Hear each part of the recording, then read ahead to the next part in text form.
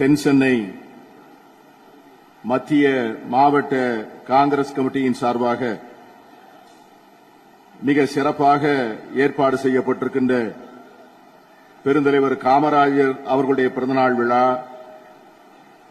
இந்திய அரசியல் அமைப்பை காப்போம் என்கிற முழக்கத்தை முன்னெடுக்கின்ற விழா, நிர்வாகிகளுக்கு அடையாள அட்டை வழங்கும் விழா என்று எழுச்சியோடு ஏற்பாடு செய்யப்பட்டிருக்கின்ற இந்த முப்பெரும் விழாவிற்கு தலைமையேற்றிருக்கின்ற மாவட்ட காங்கிரஸ் கட்சியினுடைய தலைவர், என் அன்பிற்கும் மரியாதைக்கும் உரிய தம்பி முத்தழகன் அவர்களே,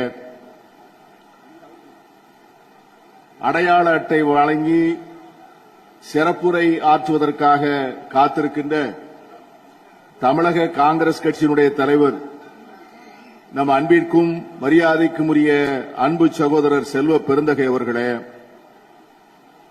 எனக்கு பின்னாலே சிறப்புரை ஆற்றுவதற்காக அமர்ந்திருக்கின்ற தமிழக காங்கிரஸ் கட்சியினுடைய மேனாள் தலைவர், என் அன்பிற்கும் மரியாதைக்கும் உரிய கே.வி. தங்கபால் அவர்களே, இந்த நிகழ்விலே கலந்து கொண்டிருக்கக்கூடிய விஜயன் அவர்களே, இமயா கக்கன் அவர்களே, வசந்தராஜ் அவர்களே,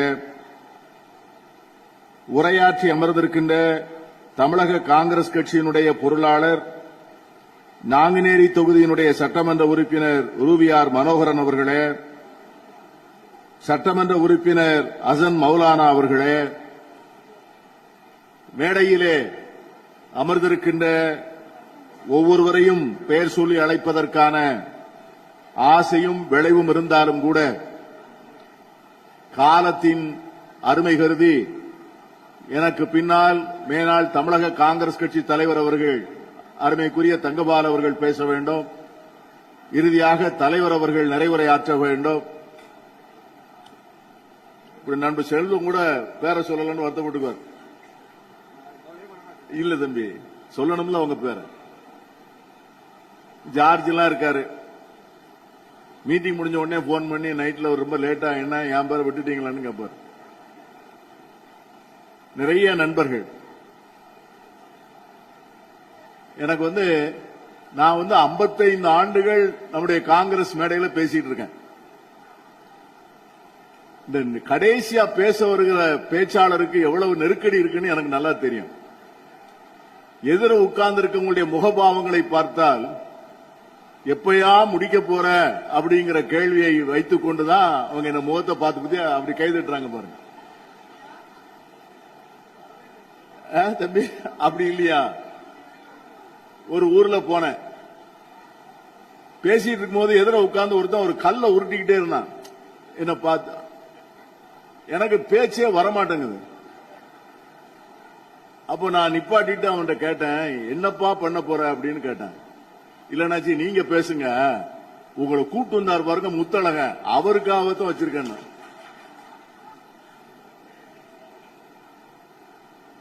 இரவு மணி 9:15. ஆனால் மிக சிறப்பாக ஏற்பாடு செய்யப்பட்டிருக்கின்ற கூட்டம். வழக்கமாக இந்த கூப்பிட்டு வந்த கூட்டம் என்று சொன்னால் இதற்குள்ள அரங்கம் காலியாக இருக்கும். இது லட்சியத்தோடு, கொள்கை முழக்கத்தோடு, பற்றோடு, ஒரு குடும்ப உணர்வோடு வந்திருக்கிற கூட்டம் என்கிற காரணத்தினால்தான் அரங்கம் இன்னும் கலையாமல் நாங்கள் வந்தபோது எப்படி இருந்ததோ அப்படியே இருப்பதற்கு காரணம் என்பது ஒரு உணர்வோடு வந்த கூட்டம் என்பதை இதை காண்பிக்கிறது. இன்னைக்கு காங்கிரஸ் கட்சிக்கு பல நெருக்கடி. காங்கிரஸ் கட்சிக்கு மட்டுமல்ல, தேசத்திற்கே மிகப்பெரிய நெருக்கடி. தேசத்திலே இன்று ஆளுகிற கட்சி ஏழைகளிடமிருந்து கல்வியை பிடுங்க வேண்டும் என்று நினைக்கிறது. தொழிலாளர்களிடமிருந்து உரிமைகளை பறிக்க வேண்டும் என்று நினைக்கிறது. பழங்குடி மக்களிடமிருந்து நிலத்தை பிடுங்க வேண்டும் என்று எண்ணுகிறது. பட்டியலின மக்கள், பிற்படுத்தப்பட்ட மக்கள், இவர்களிடமிருந்து முன்னேற்றத்தையும் வளர்ச்சியையும் பிடுங்க வேண்டும் என்று எண்ணுகிறது. கடைசியிலே இன்று எந்த கட்டத்திற்கு வந்திருக்கிறார்கள் என்று சொன்னால், நம்முடைய கையிலே இருக்கின்ற ஒரே ஆயுதமான வாக்குச்சீட்டையும் நம்மிடமிருந்து பிடுங்க வேண்டும் என்று மோடி அரசு கங்கணம் கட்டி கொண்டு செயல்படுகிறது. அதுதான் இப்ப இறுதி யுத்தம். தேர்தல் ஆணையம் என்பது மோடி அரசினுடைய கைப்பாவையாக ஆகியிருக்கிறது. இதை 6 மாதத்திற்கு முன்பு, 1 வருடத்திற்கு முன்பு, 2 வருடத்திற்கு முன்பு இதை மேடை மேடையாக சொன்னவர் இந்த நாட்டிலே இருக்கின்ற ஒரே தலைவர் நம் தலைவர் ராகுல் காந்தி தான். இப்படி ஒரு அபாயம் இருக்கிறது என்று சொன்னார். அவர் சொன்னதெல்லாம் ஒவ்வொன்றாக நடக்கிறது. பாராளுமன்றத்திலே சொன்னார், மோடியை உட்கார வைத்துக் கொண்டு சொன்னார், அமித்ஷாவை எதிரே வைத்துக் கொண்டு சொன்னார், வெளியுறவுத்துறை அமைச்சரை வைத்துக் கொண்டு சொன்னார், நீங்கள் பாகிஸ்தானை எதிரியாக நினைக்கின்றீர்கள், பாகிஸ்தான் எதிரி அல்ல. நீங்கள் பயப்பட வேண்டியதும் கவலைப்பட வேண்டியதும் சீனாவை பற்றி. சீனாவைத்தான் நாம் களத்திலே எதிர்க்க வேண்டியது இருக்கும் என்று சொல்லுகின்ற போது எதிரே பாஜகவிலே உட்கார்ந்திருந்த ஆளுங்கட்சி தரப்பினர்கள் கைகொட்டி சிரித்தார்கள், கிண்டல் செய்தார்கள். ஆனால் என் நண்பர்களே, 4 நாட்கள் நடந்த பகல்காம் அந்த வன்முறை தாக்குதல் முடிந்த பிறகு பாகிஸ்தானோடு போர் தொடுத்த அந்த 4 நாட்களிலே சீனாவினுடைய தளவாடங்கள், சீனாவினுடைய விமானங்கள், சீனா பாகிஸ்தானுக்கு கொடுத்த ரகசிய தகவல்கள் அவருடைய சேட்டலைட் மூலமாக, அதற்கு பிறகுதான் மோடிக்கும் அமித்ஷாவுக்கும் புரிந்தது, சண்டை போடுவது பாகிஸ்தானோடு அல்ல, சண்டை போடுவது உலகத்தினுடைய 2வது பொருளாதாரமாக வளர்ந்திருக்கின்ற சீனாவோடு என்று சொன்ன ராகுல் காந்தி எவ்வளவு பெரிய தீர்க்கதரிசி என்பதை அன்றுதான் உலகம் புரிந்து கொண்டது. ஏழைகளிடம் என்னவெல்லாம் இருக்கிறதோ அவற்றையெல்லாம் கைப்பற்றிக் கொண்டார்கள்.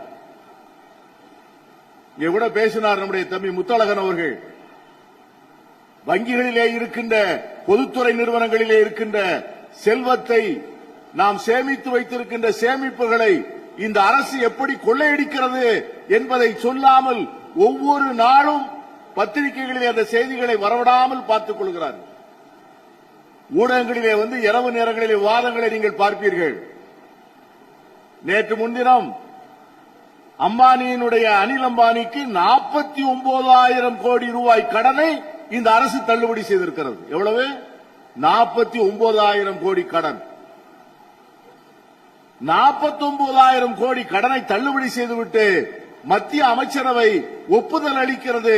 எப்படி ஒப்புதல் அளிக்கிறது என்று சொன்னால், 49,000 கோடி கடனுக்கு பதிலாக 400 கோடி கட்டிவிட்டால் போதும் என்று ஒப்புதல் தருகிறது மோடியினுடைய அமைச்சரவை. 100 ரூபாய் வாங்கினால் 1 ரூபாய் கட்டினால் போதும். எந்த ஊடகத்திலாவது வாதம் வருகிறதா? மாலை நேரம் தொலைக்காட்சிகளை பற்றிய பறக்கி என்று சொன்னால் எடப்பாடி பழனிசாமி அதை பேசினார், இதை பேசினார், கூட்டணி உண்டா, ஆட்சி உண்டா, செல்வ பெருந்தகை என்ன சொன்னார், இதே பேச்சைத்தான் தினசரி விவாதமாக்குகிறார்களே ஒழிய மக்களுடைய அடிப்படை பிரச்சனைகள்,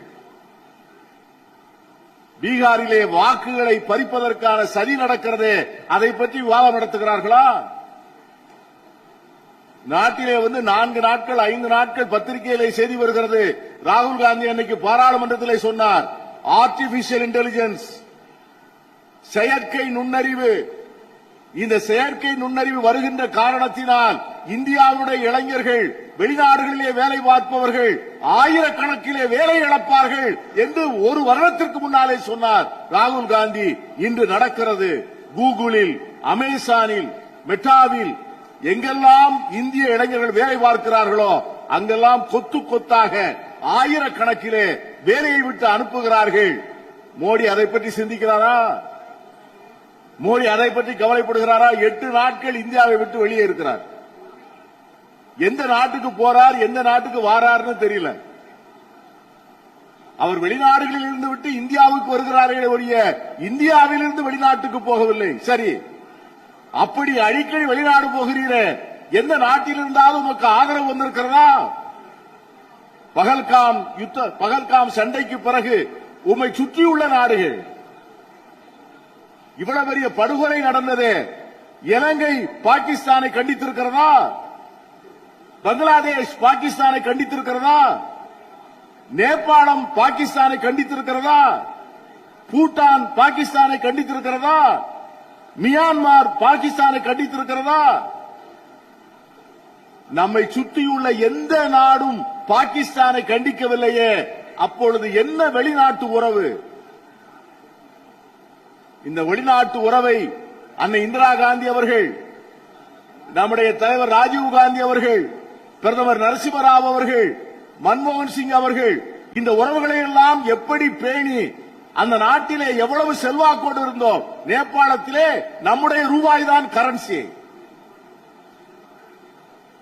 இலங்கையிலே தமிழனுடைய உயிருக்கும் உடைமைக்கும் சோதனை வந்த காலத்திலே விமானத்தை அனுப்பி உணவு பொட்டலத்தை போட்டு தி மெசேஜ் இஸ் டெலிவர்ட் என்று சொன்னவர் நம்முடைய தலைவர் ராஜீவ் காந்தி. பொதுத்துறை நிறுவனங்களை பற்றி சொன்னார. பொதுத்துறை நிறுவனங்கள் இன்னைக்கு கூவி கூவி விற்கப்படுகிறது. துறைமுகங்கள் இல்லை, விமான நிலையங்கள் இல்லை, ரயில்கள் இல்லை, எஃகு தொழிற்சாலை இல்லை, உர தொழிற்சாலை இல்லை என்றெல்லாம் அத்தியாவசியமான தொலைத்தொடர்பு தொழிற்சாலை அத்தனை தொழிலையும் உருவாக்கி வைத்திருந்தோம். 252 தொழில்களை விற்று முடித்து விட்டார்.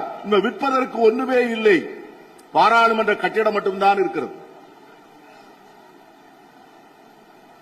மிக மிக இக்கட்டான நேரம். இதில்தான் தமிழ்நாட்டிலே நாம் மிக கவனமாக இருக்க வேண்டும். தமிழ்நாட்டை நாம் பத்திரமாக பாதுகாத்து வைத்திருக்கிறோம். நம் பெருந்தலைவர் காமராஜருடைய மண் இந்த மண். எப்படிப்பட்ட தலைவர்! 10 ஆண்டு காலம் சிறைவாசம். 37 வயதிலே தமிழ்நாடு காங்கிரஸ் கட்சியினுடைய தலைவராக பார்க்கிறார். 48 வயதிலே முதலமைச்சராக வருகிறார். தமிழகத்தை எத்தனையோ முதலமைச்சர்கள் ஆண்டிருக்கிறார்கள். சக்கரவர்த்தி ராஜகோபாலாச்சாரியாலிருந்து, ஓமந்தூர் ராமசாமி ரெட்டியாரிலிருந்து, குமாரசாமி ராஜாவிலிருந்து, பிறகு திராவிட இயக்கத்தினுடைய முதலமைச்சர்கள் அண்ணா இருந்து, கலைஞரிலிருந்து, எம்ஜிஆர், ஜெயலலிதா, நம்முடைய எடப்பாடி பழனிசாமி உட்பட எத்தனையோ முதலமைச்சர்கள் இருந்திருக்கிறார்கள். ஆனால் என் அருமை நண்பர்களே, எந்த மேடையிலும் உறுதியாக சொல்ல முடியும், தைரியமாக சொல்ல முடியும், நெஞ்சை நிமிர்த்தி சொல்ல முடியும், தமிழகத்தினுடைய பொற்காலம் தலைவர் காமராஜருடைய ஆட்சி காலம் என்பதை சொல்ல முடியும். அதனால்தான் நாம் காமராஜர் ஆட்சி என்று சொல்லுகிறோம், காங்கிரஸ் ஆட்சி என்று சொல்லவில்லை. ஏன் காமராஜர் ஆட்சி என்று சொல்லுகிறோம்? காமராஜருடைய ஆட்சி ஏழைக்கான ஆட்சி. காமராஜருடைய ஆட்சி சாமானியனுக்கான ஆட்சி. காமராஜருடைய ஆட்சி, ஆட்சியிலே அதிகாரத்தில் இருந்தவர்கள் தங்களை பற்றி நினைக்காமல் 24 மணி நேரமும் இந்த நாட்டினுடைய ஏழை எளிய மக்களை தங்கள் கண்களில் தேக்கி நெஞ்சத்தில் இருக்க வைத்து அவனுக்கு உயிரும் உரமும் சேர்த்த ஆட்சி காமராஜருடைய ஆட்சி. அந்த ஆட்சி நேசத்தை வளர்த்தது, பாசத்தை வளர்த்தது, மக்கள் ஒற்றுமையை வளர்த்தது. இன்னைக்கு அவற்றுக்கெல்லாம் இடைஞ்சல் வந்திருக்கிறது. இந்த அண்ணா திராவிட முன்னேற்ற கழகத்தினுடைய பொதுச் செயலாளராக இருக்கின்ற எடப்பாடி பழனிசாமி அவர்கள் எவ்வளவு தூரம் பாஜகவினுடைய ஊதுகுழலாக மாறியிருக்கிறார் என்று சொன்னால், ஆலயங்கள், கல்வி நிலையங்களை ஆரம்பிப்பது சரி என்று சொல்லக்கூடிய அளவிற்கு அவர் இன்று பாஜகவினுடைய சேல்ஸ்மேனாக மாறியிருக்கிறார். பாஜகவினுடைய விற்பனை மேலாளர், அவருடைய ஐடியாலஜியுடைய விற்பனை மேலாளர், சேல்ஸ் மேனேஜர். என் அருமை நண்பர்களே, இந்து மத ஆலயங்கள் மட்டுமல்ல, எங்கெல்லாம் மத வழிபாட்டு தலங்கள் இருந்ததோ அங்கெல்லாம் கல்வி நிலையங்கள் சேர்ந்தே வளர்ந்திருக்கின்றன. கிறிஸ்தவ தேவாலயங்கள் இருக்கின்ற இடங்களில் இருக்கின்ற பள்ளிக்கூடங்களுக்கு கான்வென்ட் என்று பெயர். இஸ்லாமிய பள்ளிவாசல்கள் இருக்கின்ற இடங்களில் இருக்கின்ற கல்விக்கூடங்களுக்கு மதரசா என்று பெயர். இந்த நாட்டிலே பெரிய ஆலயங்களிலே ஒவ்வொரு ஆலயங்களிலும் வேத பாடசாலைகள் இருந்தன. இந்த பாடசாலைகள், கான்வென்ட்ஸ், இந்த மதரசாக்கள், இவைகள்தான் கால வெள்ளத்திலே முன்னேற்றம் வருகின்ற போது மிகப்பெரிய கல்வி நிலையங்களாக உயர்ந்தன. அப்படி கல்வி நிலையங்கள் தமிழகத்திலே பெருக போய்த்தான் இன்று தமிழன் இந்தியாவிலே இருக்கின்ற அத்தனை மாநிலங்களையும் விட உலகம் முழுவதும் சென்று வேலை வாய்ப்புகளை தேடுவது மட்டுமல்ல, அங்கே மிகப்பெரிய நிர்வாகத்தின் பொறுப்பிலே தமிழர்கள் இருக்கிறார்கள் என்று சொன்னால், என் அருமை தலைவன் காமராஜர் போட்ட விதை, அதை தொடர்ந்து வந்த முதலமைச்சர்கள் வளர்த்த வேகம். நான் எல்லோருக்கும் அந்த பங்கை அளிக்க நான் விரும்புகிறேன். நான் அதில் குறிய பாலம் பார்க்கவில்லை. பின்னால் வந்த முதலமைச்சர்கள் தமிழகத்தினுடைய கல்வியின் மீது விசேஷமாக கவனம் எடுத்துக் கொண்ட காரணத்தினால்தான் இன்று தமிழகம் மிக உயர்ந்து இருக்கிறது. இதனால்தான் இங்கே பாஜக வளர முடியவில்லை. இதனால்தான் இங்கு வெறுப்பு வளர முடியவில்லை, வேற்றுமை வளர முடியவில்லை. ஆனால் பாஜக இங்கு வந்து இந்த சமூகத்தை சாதிய சமூகமாக மாற்ற நினைக்கிறது, மதவெறி கொண்ட சமூகமாக மாற்ற நினைக்கிறது, மனிதநேயம் இல்லாத சமூகமாக மாற்ற நினைக்கிறது, விஞ்ஞான பார்வை இல்லாத சமூகமாக மாற்ற நினைக்கிறது. இன்னும் சொல்ல போனால் இந்த உள்துறை அமைச்சர் சொல்லுகிறார், ஆங்கிலம் பேசுபவர்கள் வெட்கப்படக்கூடிய நாள் வரும் என்று சொல்லுகிறார். அது என்ன? அமித்ஷாவுடைய பையன் ஒரு நாள் ஆங்கிலம் பேசினார். நீங்க அதான் பார்த்திருக்கணும். நம்ம ஊர்ல நீங்க மாமல்லபுரம் போங்க, மாமல்லபுரம் போறதுல டாக்ஸி ஓட்டுகிற ஒரு டாக்ஸி டிரைவரிடம் ஆங்கிலம் பேசி பாருங்கள், ஒரு வெள்ளைக்காரனை போல ஆங்கிலம் பேசுவார். இன்னைக்கு தமிழன் கையில் இருக்கின்ற மிகப்பெரிய ஆயுதம் இங்கிலீஷ் ஸ்பீக்கிங் ஸ்கில். அது it is not a language. Speaking English is a skill. ஆங்கிலம் பேசுவது ஒரு திறமை. ஆங்கிலம் பேசுவது உலகத்தின் கதவுகளை, ஜன்னல்களை திறக்கின்ற அற்புதமான சாவி. தமிழனை, தமிழ் மொழியை உலகுக்கு உயர்த்தி காண்பிப்பதற்கு ஆங்கில அறிவு வேண்டும், ஆங்கில புலமை வேண்டும். அந்த ஆங்கில அறிவும் புலமையும் இருப்பதால் தான் தமிழன் இன்று இந்தியாவிலே எங்கே போனாலும் தேடுகிறார்கள். வெளிநாட்டுக்கு எம்பிக்களை அனுப்புறீங்களா? வெளிநாட்டுக்கு அனுப்புற எம்பிக்களை எந்த பேசிஸ் செலக்ட் பண்ணீங்க? மோடி 5 குழுக்கள் 6 குழுக்கள் அனுப்பினாரே, யாரை அனுப்பினார்? ஆங்கிலம் தெரிந்த நாடாளுமன்ற உறுப்பினர்களை தான் அனுப்பினார். இந்த உறுப்பினர்கள் எங்கே இருக்கிறார்கள்? தமிழ்நாட்டில் இருக்கிறார்கள். அதனால்தான் இத்தனை சாப்ட்வேர் இன்ஜினியர், இத்தனை ஆர்டிபிஷியல் இன்டெலிஜென்ஸ் டெக்னோகிராட்ஸ், புகழ்பெற்ற டாக்டர்கள், சர்ஜன்ஸ். என் அருமை நண்பர்களே, இதையெல்லாம் களவாடுவதற்குத்தான் இந்த கூட்டம் இங்கே கடைபிடிக்கிறது.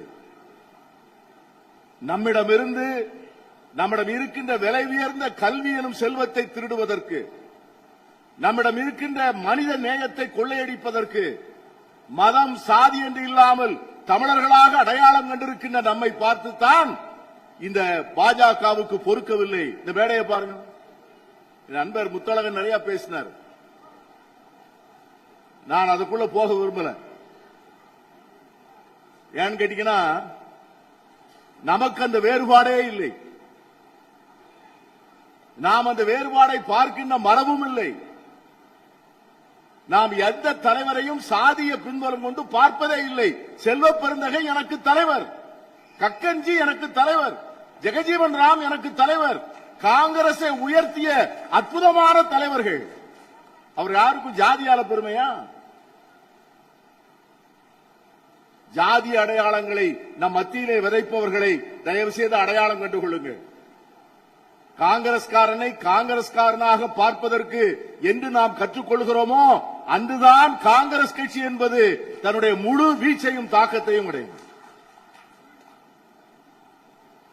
அதான் நாம் சொல்றோம். அந்த அடையாளங்களை பார்ப்பது யார்? அந்த அடையாளங்களை பார்க்கின்றவர்கள் முழுக்க முழுக்க அந்த பின்புலத்திலிருந்து வந்தவர்கள். உத்தரப்பிரதேசத்திலே போன வாரம் கான்பூரிலே நம்முடைய ஒரு உபன்யாசர், கீதையை விளக்கி மக்கள் மத்தியிலே சொல்லக்கூடிய ஒரு உபன்யாசர், அவர் யாதவர் வகுப்பை சார்ந்தவர். அவர் முலாயம் சிங் யாதவனுடைய தொகுதியாகிய எடவா என்கிற இடத்திலே உபன்யாசம் செய்ய வருகிறார். பகவத்கீதை உபன்யாசம் செய்ய வருகிறார். மேடையிலே அமர்ந்து உபன்யாசத்தை ஆரம்பித்தவுடனே ஒரு கூட்டம் வருகிறது. உபன்யாசம் செய்கின்ற உரிமை உனக்கு இல்லை. உபன்யாசம் செய்கின்ற மேடையிலே நீ அமரக்கூடாது. உபன்யாசம் செய்கின்ற மேடையும் உபன்யாசம் செய்கின்ற உரிமையும் ஒரு சாதிக்கு மட்டும்தான் உண்டு, உன் சாதிக்கு கிடையாது என்று சொல்லுகின்ற அந்த கூட்டம் வேறு. நான் கூட நம்முடைய தலைவர் நானும் பேசிக் கொண்டிருந்தோம். அவர் தான் அதை சொல்வார் நினைக்கிறேன். ராமானுஜரை பற்றி பேசினோம். ராமானுஜரை பற்றி சொன்னார். அவர் பேர்ல ஒரு ஏற்பாடு செய்ய வேண்டும் என்கிற வருகின்ற போது அவர் திடீர்னு அண்ணன் ராமானுஜர் பேர்ல செய்யணும் அப்படின்னார். நான் உடனே ஏன்னு கேட்டேன். ராமானுஜர் தான் கோவில் மீது ஏறி ஒரு சாராருக்கு இருந்த மந்திரத்தை உலகத்தில் உள்ள அத்தனை பேருக்கும் வேண்டும் என்று சொல்லி மேடை ஏறி சொன்னவர், சாதியை மறுத்தவர், வேறுபாடுகளை மறுத்தவர் என்று சொன்னார். நாம் கொண்டாடுகின்ற சமய மரபு அந்த மரபுதான். இந்த அறைக்குள்ளே வந்த பிறகு இந்த மேடையை பார்த்தீங்கன்னா தெரியும். இதுல ஆண் பெண் வேறுபாடு இல்லை, சாதி வேறுபாடு இல்லை, மத வேறுபாடு இல்லை, மொழி வேறுபாடு இல்லை. இந்த மேடையிலே அமர்ந்திருக்கின்ற நாம் எல்லோரும் காங்கிரஸ் என்கிற அடையாளத்தோடும் தமிழன் என்கிற பிடிப்போடும் உட்கார்ந்திருக்கோம். இதுக்கு வந்திருக்கிற பெரிய நெருக்கடி. இதற்காகத்தான் இந்தியா கூட்டணி வெற்றி பெற வேண்டும் என்று எண்ணுகிறோம். எப்படியாவது இதை தோற்கடிக்க வேண்டும். இன்னைக்கு பார்த்த இன்னைக்கு ஒரு பெரிய ஆர்ப்பாட்டம் நடத்தினார். அதற்கு இளைஞர்களை பார்த்தேன். சில நேரங்களிலே நமக்கே தமிழகத்தையும் எதிர்காலத்தையும் இந்தியாவுடைய எதிர்காலத்தை நினைத்தால் அச்சமாக இருக்கிறது. சில வீடியோக்களை பார்த்தால் பயமாக இருக்கிறது. சில குடும்பங்களிலே அண்ணன் தம்பிகளுக்கு இடையிலே, கணவன் மனைவிக்கு இடையிலே இவ்வளவு பெரிய வெறுப்பு எப்படி வந்தது என்று தெரியவில்லை. நாடு முழுவதும் வெறுப்பை விதைத்து வைத்திருக்கிறார்கள். என்னை போல் அவன் சாப்பிடவில்லை என்று சொன்னால், நான் சாப்பிடுகிற உணவை அவன் சாப்பிடவில்லை என்றால் அவனை நான் ஏற்றுக்கொள்ள மாட்டேன். என்னை போல் அவன் சொக்காய் போடவில்லை அப்படி என்றால் நான் ஏற்றுக்கொள்ள மாட்டேன். என்னை போல் அவன் நான் பேசுகிற மொழி அவன் பேசவில்லை, நான் ஏற்றுக்கொள்ள மாட்டேன். எல்லோர் மீதும் வெறுப்பு, எல்லோர் மீதும் துவேஷம். இப்படிப்பட்ட வெறுப்பை தேசம் முழுவதும் வளர்த்து வைத்திருக்கிறார்கள்.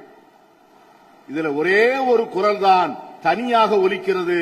நம் அன்பு தலைவர் ராகுல் காந்தியுடைய குரல். அன்பு, நேசம், மனித நேயம் எல்லோரையும் சேர்த்து அணைக்க வேண்டும் என்கிற குரல். அந்த குரல் இந்தியாவினுடைய குரலாக ஒலிக்க வேண்டும். காங்கிரசுக்கு தோல்வி வந்தால் அது காங்கிரசுக்கு மட்டும் நஷ்டமில்லை நண்பர்களே. காங்கிரஸ் தோற்பது இந்தியாவே தோல்வி அடைவது போன்ற அந்த எண்ணத்தை நாம் பெற்றுக்கொள்ள வேண்டும்.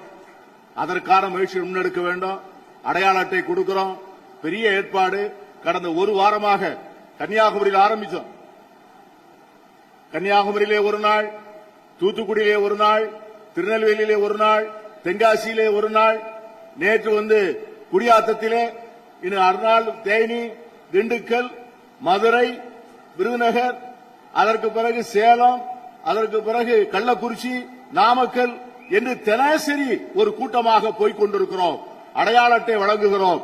எங்கே போனாலும் 2000 3000 காங்கிரஸ் தொண்டர்களை பார்க்கிறோம். உற்சாகமாக இருக்கிறது. 65 ஆண்டுகள் ஆட்சியிலே இல்லாத இயக்கமாக தெரியவில்லை, ஆட்சிக்கு வர துடிக்கிற இயக்கமாக தெரிகிறது. அந்த உணர்வை புரிந்து கொள்கிறோம். சொன்னது போல களம் விரிப்போம். தேசம் என்பது முதல். தேசத்தை காப்பதற்காக காங்கிரஸ் தியாகம் செய்யும். நானா என் இயக்கமா என்றால் என் இயக்கம், என் இயக்கமா நாடா என்றால் நாடு. ஆகவே நாட்டை காக்கின்ற தேர்தல் தான் 2026 தேர்தல். அந்த தேர்தலிலே நாட்டை காக்கின்ற முயற்சியிலே காங்கிரஸ் களம் காணும். இந்தியா கூட்டணி வெற்றி பெறுவதற்கான முழு மூச்சாக செயல்படும். இன்று பாஜக விரித்திருக்கிற வஞ்சக வலையை அறுத்து எரியும். ஒரு நாளும் பாஜகவை தமிழ்நாட்டிலே அனுமதிக்க மாட்டோம் என்கிற சூளுரையோடு மிகச் சிறப்பாக இந்த கூட்டத்தை ஏற்பாடு செய்கிறார். நிறைய பழைய காங்கிரஸ் நண்பர்களை நான் பார்க்கிறேன். எல்லாருடைய பேரும் சுஷீலா பேர்லாம் சொல்லணும். நான் 30 40 வருஷம் பார்த்துட்டு இருக்கேன் சுஷீலாவெல்லாம். நிறைய நண்பர்கள் எனக்கு தென் சென்னை மாவட்ட காங்கிரஸ் கட்சியில தலைவர் மணிவர்மா காலத்தில் இருந்து நான் மாணவர் காங்கிரசுக்கு வந்தவன். எஸ் எம் கிருஷ்ணாவை பார்த்தவன். அவர்களோடு இருந்து தொடர்ந்து இன்னைக்கு முத்தழகன் பீரியட் வந்திருக்கு. ஆகவே இது ஒரு தொடர்ச்சி, ஒரு அருமையான சங்கிலிக்கண். இதை அருந்து விடாமல் தென் சென்னை மாவட்டத்திலே காங்கிரஸை உயிர்ப்போடு வைத்திருக்கிற உங்கள் அனைவரையும் பாராட்டி வாழ்த்தி விடைபெறுகிறேன்.